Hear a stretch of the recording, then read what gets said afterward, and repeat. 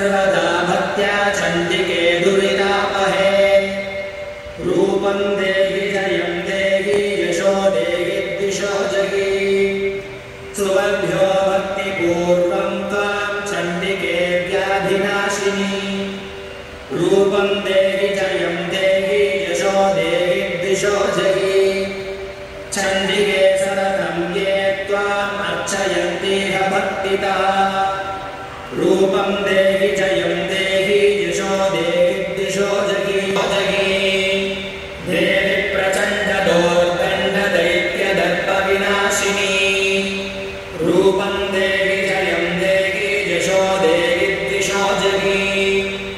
देवि भक्तजनोद्दामदत्तानन्दोदयाम्बिके रूपं देहि जयं देहि यशो देहि द्विषो जहि यानि चाद्यर्थघोराणि तैरक्षास्मां स्पता भुवं कवचायहुम् ॐ खड्गशूलगदादीनि यानि चास्त्राणि तेऽम्बिके करपल्लवसङ्गीनि तैरस्मान् रक्ष सर्वतः नेत्रत्रयाय वौषट् ॐ सर्वस्वरूपे सर्वेशे सर्वशक्तिसमन्विते भयेभ्यस्त्राहिनो देवी दुर्गे देवी नमोऽस्तु ते कन्याभिकरवालखे बिभ्राणामनलात्मिकां शशिधरां दुर्गां त्रिनेत्रां भजे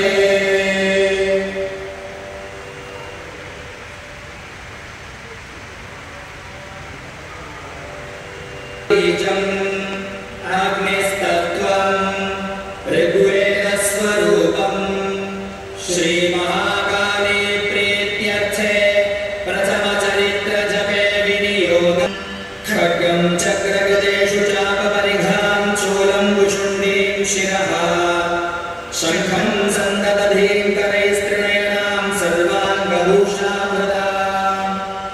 नीलाश्वद्युतिमास्य पाददशकां सेवे महाकालिकां यामस्तौ स्वपिते हनौ कमलजो हन्तं वधुं कैटभम् ॐ नमश्चण्डिकायै ॐ ऐं मार्कण्डेय उवाच सावर्णिः सूर्यतनयो यो मनुः कथ्यतेष्टमः